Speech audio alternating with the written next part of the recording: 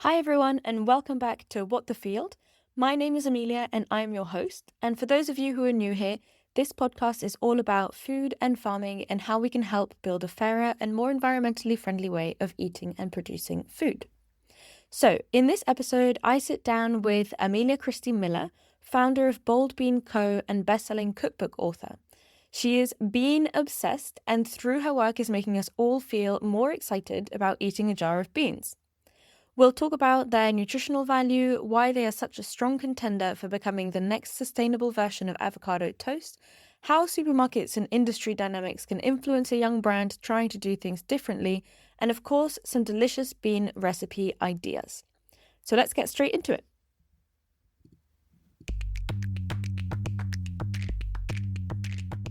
Hi, Amelia. Thank you so much for joining us today. Thanks for having me.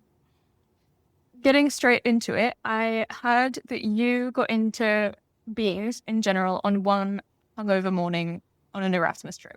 Is this a true story? It's somewhat. I think that it's far more compelling as a kind of creation of a brand moment and relatable than the true journey. I think like any journey, it's multifaceted. That was definitely a turning point in my life for realizing that beans were not what I thought they were.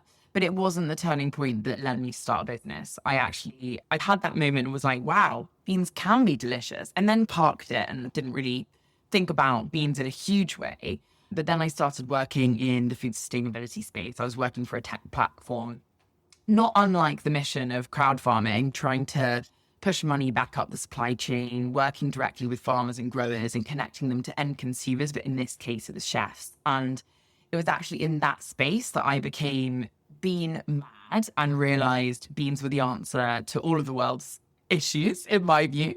I was learning from the farmers and producers about regenerative agriculture and about soil health and how beans are cover crops and they take nitrogen from the air and fix it into the soil.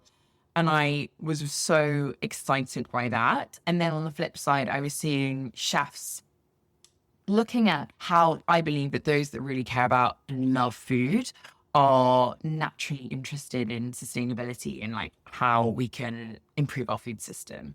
And chefs, the very best chefs are exactly like that. And what I was noticing is in their move towards more climate friendly cooking, they weren't embracing the fake meats that were all the rage at the time, millions of pounds invested all over our supermarket shelves. They were actually just celebrating really high quality produce that was incidentally plant-based. And at the heart of it was bean and pulses, because they are hearty and satisfying and they can really make a vegetarian dish feel unapologetically delicious and uncompromising. And I was really inspired by that. I used to be a private chef, so that was definitely something that I really appealed to. And it was in that space, also learning about food security, that all kind of roads led to beans. And I was like, I really want to launch something that will make people love beans. And I didn't know what that would be. And then that's what took me to that moment I had on a hangover when I was doing my Erasmus in Madrid, and I tasted this incredible bean straight from the jar. And I was like, that's the product I need to bring over. And now we've got multiple bean varieties. We've got some niche British grown varieties called the Carlin peas, but we've also got baked beans, because beans as a food group are incredible and we can't just cater to those who scratch cook. We wish everyone scratch cook, but in the reality in the UK, a majority of people use either assembly or convenience focused foods. So we wanted to have something to service more people and bring them back into the baked bean category, which is declining, sadly, even though it is a really affordable, incredible meal that is a part of British culture, but it's got a really bad rep. So we're trying to bring it back by adding deliciousness and kind of gourmet excitement to that category as well. Yeah, that's incredible, because when I think about like baked beans or kind of beans in general, they always feel very unglamorous. You don't think of them as a premium, delicious product that you would see famous chefs using. So I find it so exciting to shift that mindset and to get people into them in a different way. And I didn't realize that you were also a private chef. So you've seen both sides also of the spectrum, that you were saying that you catered to private chefs and then also you were. Yeah, right? yeah, Or, yeah. yeah. So during my university degree, I used to, and during the holidays, I would go and live with people in their holiday homes and cook for them. It was home cooking style, but I've always adored cooking and food. And I think that being someone who I'm an omnivore, but I try and reduce meat where possible and try to eat mostly plants. And I found that that meant that as a consumer, I was under catered for when I wanted to eat better for the planet, have really good quality ingredients that just made plant-based cooking really easily, but it wasn't like trying to be meat. I found that whole fake meat, fake cheese, just I'd prefer to have less cheese, have it less frequently, but have a really good bit of cheese than have a replication of it. And I think that insight as a consumer who loves food, I think a lot of those in the food, in the taste makers in our industry, the food writers, the chefs, I think they related to that. And I think that's why we've been able to start a bit of a kind of bean love renaissance, because me as a consumer is the same as the influential market that we've been kind of wanting to get on board with beans. Yeah, absolutely.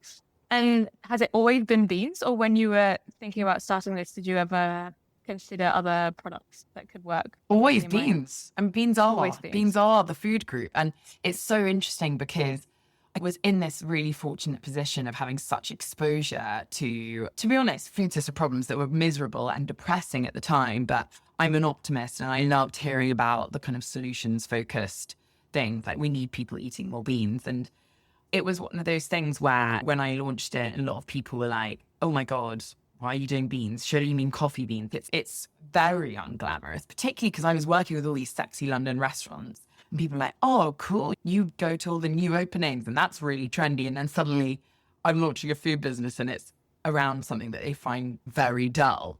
But I think that that has been, since then, about 2 years after I launched, the UN's Sustainable Development Goals Advocacy Hub, very long name there, but they're essentially a charity body that help try and drive some of the UN SDGs goals forward.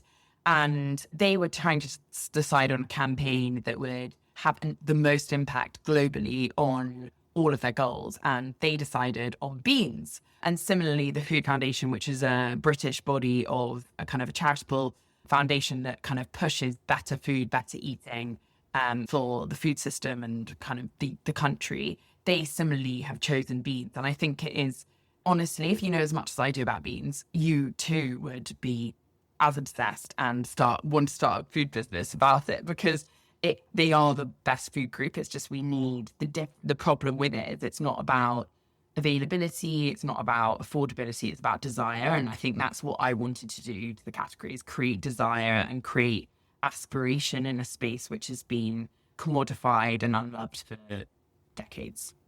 Okay, and so for people who who don't know as much about beans as you, why are they such an amazing product, or why is it that beans are the product that we should all be thinking about and getting obsessed with? So I've already mentioned what their role in our farming system with soil health.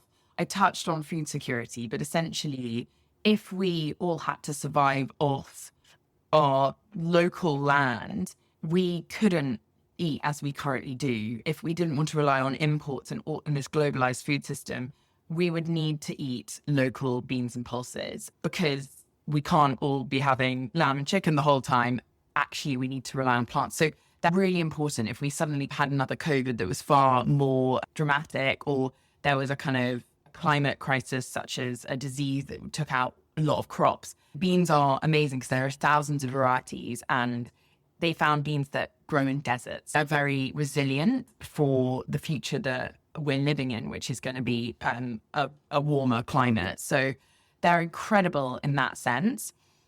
And then on the flip side, actually, health is a huge factor. So fiber is so important for feeding your gut, and everyone knows now the gut microbiome is hugely influential on your mental health, on your immunity, on your longevity, and all of those things. And what beans do is they are the fuel for your gut. So that's really important. So that's one thing. And then also digging into beans are associated with the blue zones of the world. So the blue zones of the world where people are the longest and the healthiest, and there's one in Italy, there's one in Japan where they got the most centenarians. But we're not talking about just living long, we're talking about living long and healthy. And a common denominator in all of these zones in the world, far-flung places, is that they all have beans at the heart of what they're eating. That's just one anecdote, but also I had gestational diabetes during my pregnancy, which is a kind of temporary diabetes. And luckily I run a bean company because beans are incredible for reducing kind of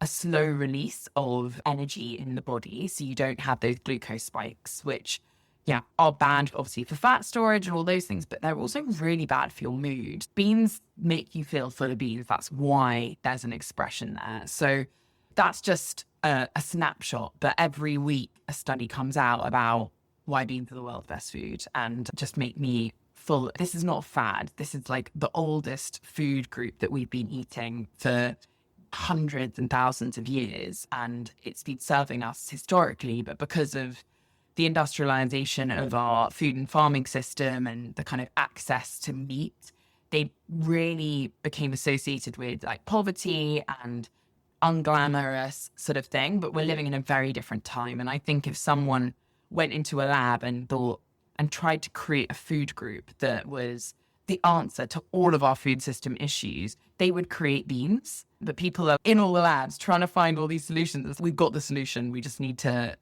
be desiring them. And that's why obviously we cook the very best beans on the planet and show that they're not all.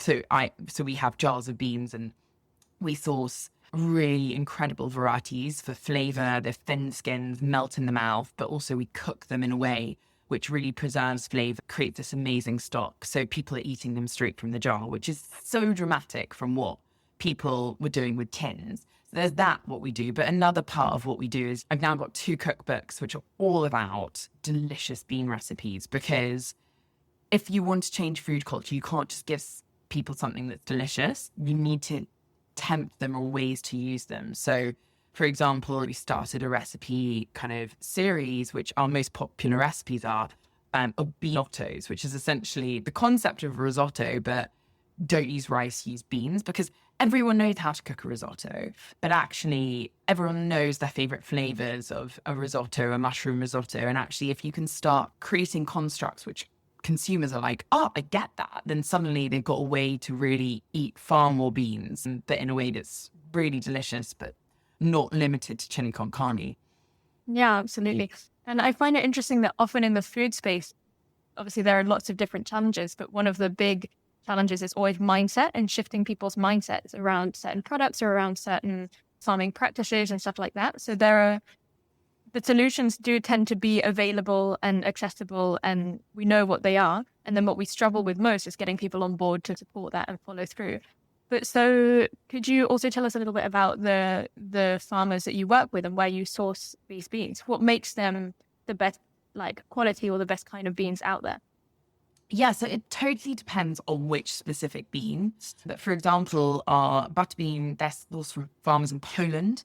We source from a specific region in Poland. And the bean itself it's not, believe it or not, in the kind of genetics of beans, it's a butter bean, but it's a slightly different variety to the kind of conventional butter bean that most people will find. And it's more of a scarlet runner bean, as an example. It's harvested in different ways. So whilst it is the same in terms of food group, apples are apples, but we know that apples can taste very different. And it's just a variety that is just super delicious. And that's an example. But then there's also an example of the Carlin pea, which is grown we work with James, a farmer in the kind of Norfolk-Suffolk border in the UK.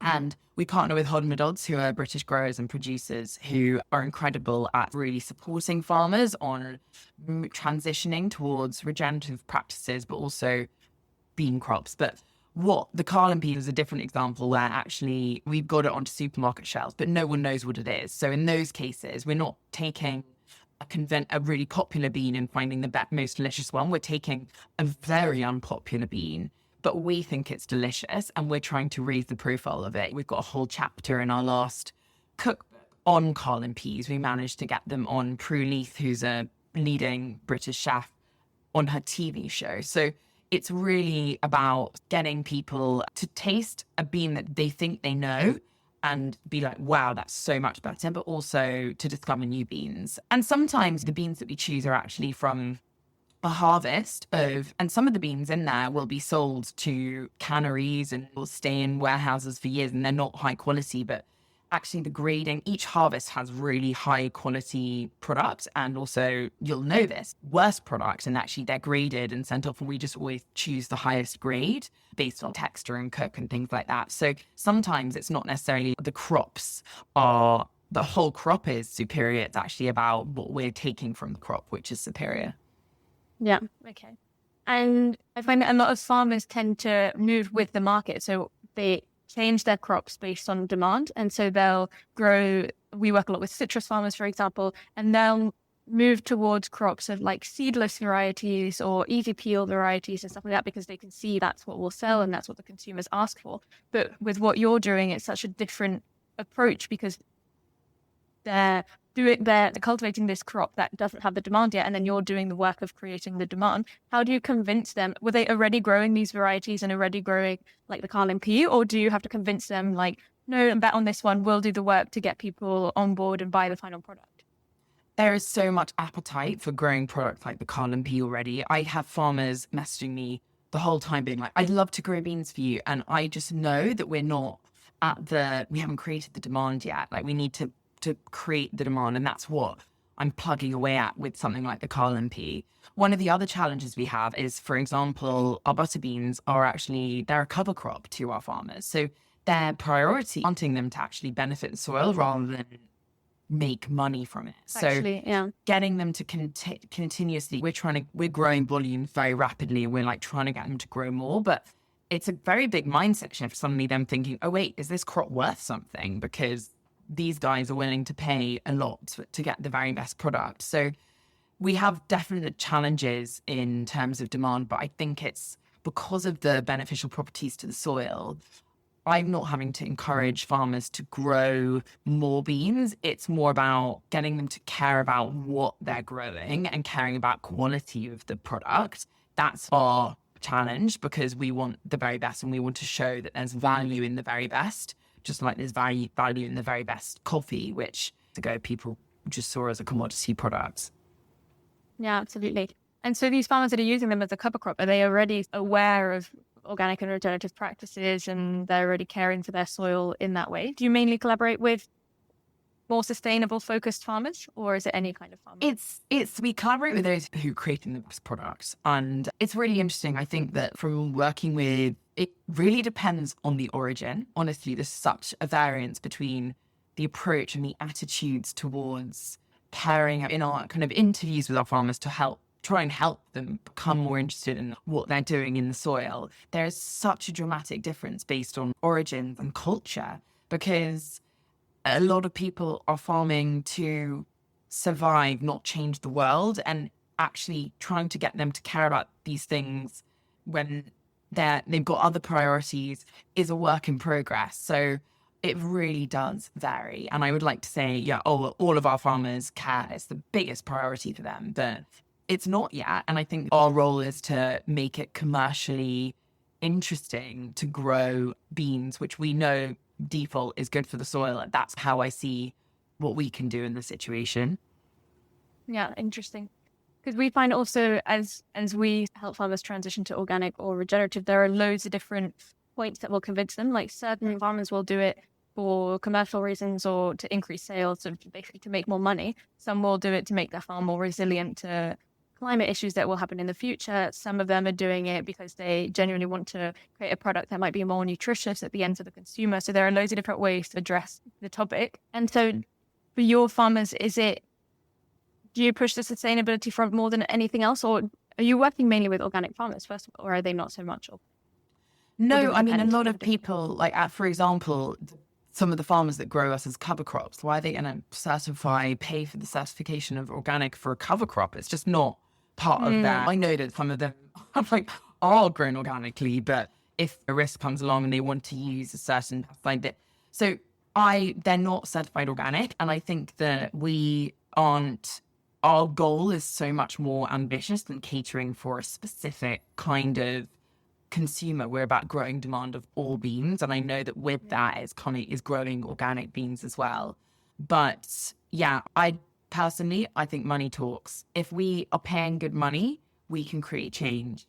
I can passionately convince people to do stuff, but they need to make a living and they need to make money. And that's what I see our job as, is creating demand for a crop that's really brilliant for farmers. And also, I think crucially there, most of the beans sold in the UK, as an example, actually all of the beans sold in the UK are in major supermarkets, are varieties that do not grow in the UK well, or if they do, it's one field as a trial costing a fortune. There's a big cultural shift that we need to happen in to actually get people loving the varieties that do grow best in the soil. So I think the more we can grow the popularity of beans, the more likely we can grow the popularity of niche varieties and get people to explore different varieties and have confidence in cooking with different textures and different ideas, because consumers are very track-minded, and chickpeas are about as far as they go, but chickpeas, you can really struggle to grow them in the UK. It doesn't get you very far just telling farmers to grow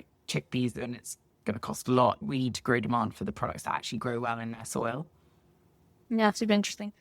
And then you're talking about also like the supermarket side. On the distributor side, how has that journey been for you? How have you convinced big supermarkets? I know that you work with all of the main or a lot of the main supermarkets in the UK. How do you convince them that beans are the best thing on earth and they need to put these beans on their supermarket shelves? We are incremental to category. So at the moment, because it has been a commodity category, stores that don't have Bold Bean Co in them are declining in year-on-year sales. And what's amazing about it being commodity categories, it's really accessible, and we really want that. We don't see own label products, so cheap 50p tins. We don't see them as our competitor because we want people to eat beans. We just want to create desire in the category, and premiumization is part of how you do that. If you take a lot of other food categories or food and drink categories, take, for example, like the gin and tonic market. Fever Tree came along, created a premium product, and there was a gin boom that kind of came along with that. And actually that created experience and ceremony over drinking this product. And actually that's what we're doing for beans, where we want people to come to the supermarket and be like, I'm so excited. I want to go and make this delicious butterbean puttanesca, and I'm going to feel fantastic. I'm going to feel cool. I'm going to feel like I've got taste. And I think that has a trickle-down impact on the rest of the category. And because 1 in 4, so for every £4 we make for the supermarket, £1 of that comes from people who weren't shopping the bean category before. So if you list our product, we will make you so much more money. We'll increase the people who are buying tins will be buying more beans, because suddenly they might throw their tins in a vegan chili where it's simmered and the beans can be cooked and masked a little bit, but they'll choose our beans for a completely different occasion and usage. So I'm really proud of the fact that we're making supermarkets money. They're not doing us a favor by listing us. When, as I said, money talks. We can make money by getting people into the category, getting people buying more in the category, getting people spending more in the category. What they need to do is start giving more space to bean brands in supermarkets, because consumers, if you notice when you go in a supermarket, halfway through your journey, you'll come across a little like shelving unit with a brand on there, Cadbury's Fingers, and you think, oh, I quite fancy some Cadbury's Fingers, maybe I'll go for them. And we need that for beans. We can't just rely on people who are intentionally going to that part of the supermarket. We need supermarkets to put us in the same space that they put Fairy Liquid, which we know sells in every household, to try and nudge people towards better behavior. And, you know, for example, when we were put in the meat category in a supermarket, 40% of the customers who bought us over that time period had never bought beans before, never bought our beans before. So they were in the meat category, see the beans with all this hard work around desire. Yeah, we're trying to create desirability for the beans. And that's what the meat category, people who are shopping in the meat category, you know, maybe they're buying some mince and they see some beans, and actually maybe we could nudge them towards including beans in that dish to reduce how much meat they're having. or maybe we can nudge them towards creating a bean dish in total. Yeah. That's incredible that through the work that you're doing, you're kind of helping all bean brands in general through making them more attractive and kind of shifting the way people see them. And it's nice to think that you don't have like competitors per se. It's just sort of beans are being pushed on all levels. And where beans fit in the meat conversation is super interesting because like that percentage of 40% had never bought beans before. Do you kind of push marketing or messaging around beans as a meat replacement a lot? Is that your main sort of entry point? Or do you think that there are also loads of people who are getting into it without it necessarily being portrayed as a meat option, as a meat alternative? We never, ever, ever say that we should reduce meat or, we don't think that creates desire. I know this as someone who eats meat, people don't like being told what to eat. And I think it's our job to make them not compare us to, for example, I don't want them to replace chicken tikka masala for a chickpea tikka masala because they're like, oh, I should probably not have chicken, but I wanted chicken, but I should probably have chickpeas. That's not a great emotion. That's a compromise. We're for the uncompromising, the people who are like, that pecorino and sweet corn beanotto looks so delicious. I want to have that for dinner. And they're not thinking, oh, I'm having that instead of having some pork. They're thinking, that looks delicious. I want that. And that's kind of, I believe, how we can change consumers is giving them something that they want, not giving them something that they're compromising for. Yeah, absolutely. Absolutely. And now you have products that are all beans in jars. Is that correct? Or do you also have like any kind of more processed or elaborated bean products? All beans in jars, but we do baked beans in jars as well. So that's kind of like that was our like recent innovation. Baked bean is a declining category and we wanted to bring people back into it. And that's kind of part of where we've done like cooking in it. Obviously all natural ingredients, really beautiful, just as like you'd cook at home, but a really convenient way for people to have a meal that is with beans at the heart of it, that they know that is comforting and crucially is really delicious. Yeah, absolutely. And have you thought of ever like, or is the future, is this something that you'd be interested in doing different kind of products, or are you super loyal to just the raw product or baked beans or the raw product in a jar? Because I see a lot of like, bean patties or bean more elaborate produce. Yeah. Yeah. So I like one of the rules I've kind of created in my head is I don't want us launching something where the bean isn't the hero. For example, hummus. People love hummus. A lot of people don't really realize that they're beans, it's that seems crazy, but a lot of people don't really think about it. Like hummus is a separate product. I don't feel like we've got a job to do there. A bean patty, for me, if that bean patty is something unique in its own right, perhaps, but if it's a replacement for a burger patty that they really want, that's not our job. We want to create delicious things that are like a bean centric, but unapologetically, not trying to make people feel better about a decision that they actually want to make, but doing to be virtuous. We want to create desirable products, and for me, that's the kind of boundary. It needs to be beans at the heart of it, unapologetic beans, but also it needs to be just so delicious in its own right that people desire it off their own back, not as a kind of replacement for everything else. Yeah.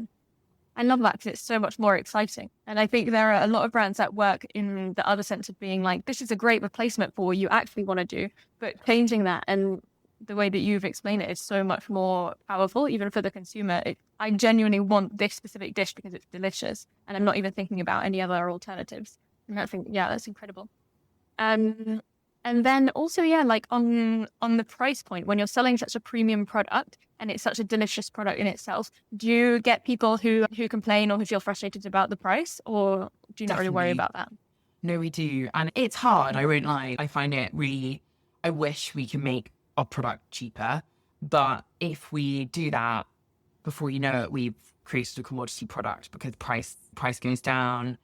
And then it will be less of the quality of the beans. And then that experience of when they first try a bean will not be transformative. And our goal is to make people obsessed with beans by giving them the best of beans. And right now, I know that if I give someone who thinks they don't like chickpeas, a jar of my chickpeas, they will try one and they will like chickpeas. And if I compromise that experience, I don't know if we could have the same impact. So I keep looking at the North Star, and there are plenty.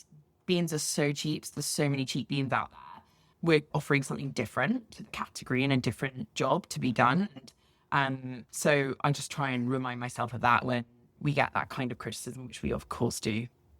Yeah, that's super interesting because we get that kind of criticism as well. Obviously, selling kind of also more organic products and more products that are, a bit different to what you might find in the supermarket.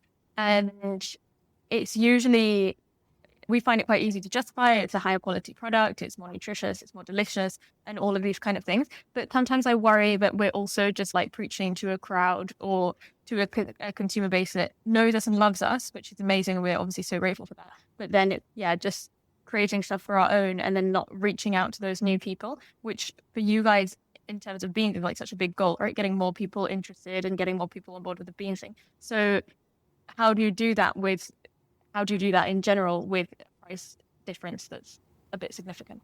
Completely. And you definitely do. We are currently serving a very middle-class foodie consumer someone who loves going to restaurants and is buying Ottolenghi cookbooks. However, I firmly believe that food culture trends emanate from people with credibility in food. Obviously, there are other things that drive it, such as celebrities coming up with prime weird drinks and making them viral. But if you think about, let's take something as kind of iconic and millennial as avocado toast. 30 years ago, it appeared on a menu in Australia in a brunch restaurant. And now avocados they are mainstream. They're not just serving that foodie person who goes to fancy restaurants. They are a huge industry, and there are now multiple variations of how you can get your avocado. You can get it smashed in a pouch. There's all these different things. So I believe that whilst we are initially catering to this hero group of people who really care about sustainability, they really care about health, they really care and love food, I believe that if we continue to do that, continue to do a great job, we'll progressively get more mainstream, and that's how we will change consumers' behavior. That's incredible, because thinking about the avocado example is such a good one, because we work with a lot of avocado farmers because you can grow avocados in the south of Spain because their climate there is perfect. So we have a lot of organic avocados. Yeah, like European avocados as a concept is something that we sometimes also struggle to explain or to sell, because most people don't think that avocados can be grown in Europe.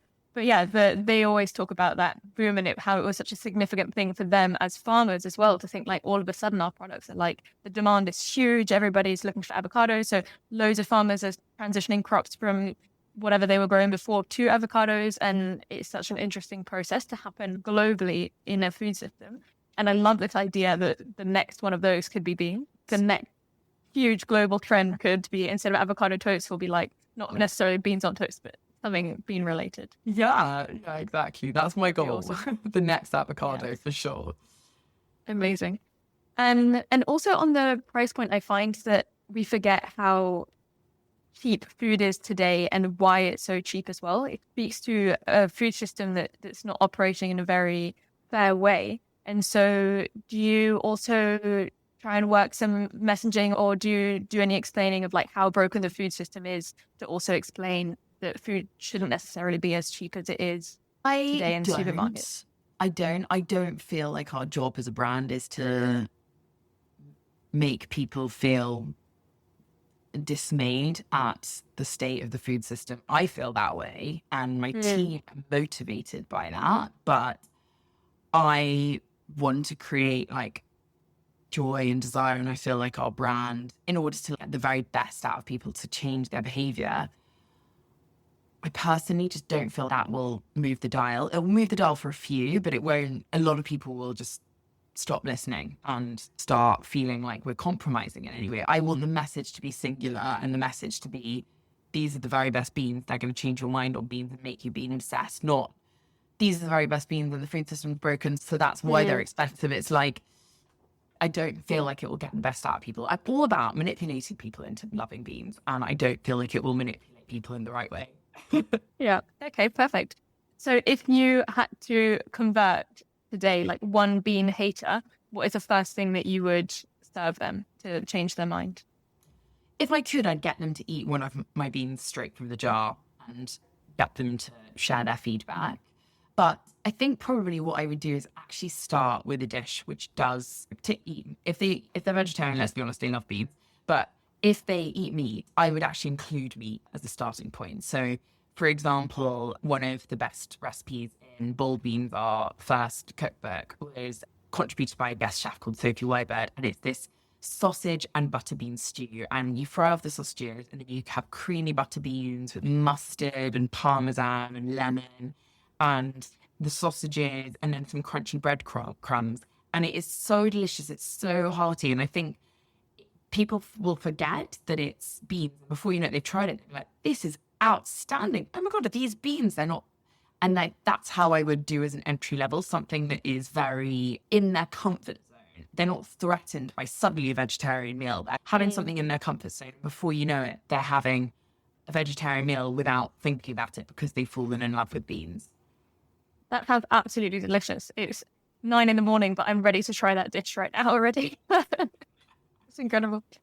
Perfect. And so now to just close off a little bit, we like to do 2 questions on the end of this podcast. But before we do those 2, is there one myth about beans that you think is just unfair and that you would like to eradicate from people's minds? A myth that we have around beans that shouldn't exist? I mean, it has to be that they're dusty and tasteless. It's the taste perception that is everything that people need to change. And I always say, just think back to coffee 30 years ago. You all thought it was all the same. And now people are buying, they realize coffee is not just coffee, it's like wine. It's about the terroir. It's about all these different elements that make a delicious coffee, the process. Yeah, absolutely. And so what is one thing along this whole journey that you've been on your bean journey that's really made you think, what the field, which is a polite way of saying just what the fuck? A moment where you've just been like, oh my God, I can't believe this is crazy.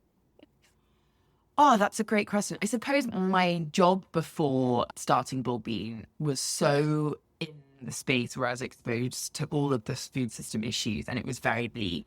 So I learned a lot there. I think being now in retail, in brands, in the commercial side of food, I say commercial, obviously all of food is commercial, but that kind of consumerism space, what the field for me is the fact that actually these big food companies have so much impact and control over how we consume based on paying for things like space in supermarkets, paying for space on shelf. Supermarkets, they want to stock us, but they've got to deal with X and Y, so they can't because they're paying for it. And actually, if we're going to change the food system, I know I've got a product that will make people love beans. I know that we're bringing people into the bean category. And I know that if you put us in a part of the supermarket, we will make people love beans. But still, chocolate fingers are getting the space. And that is just but the government need to really step in, because supermarket executives are not going to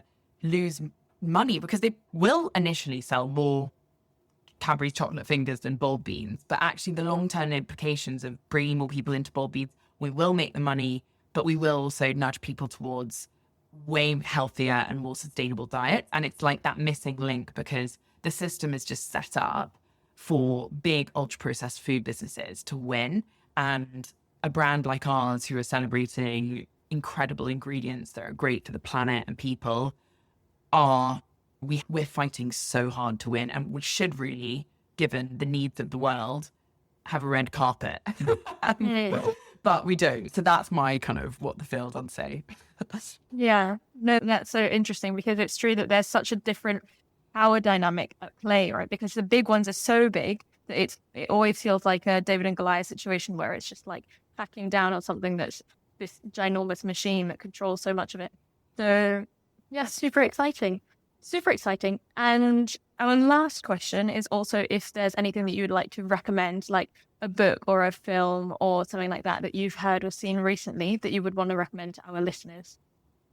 Maybe it's a recipe or whatever you'd like. I think that my recommendation would be actually to head this.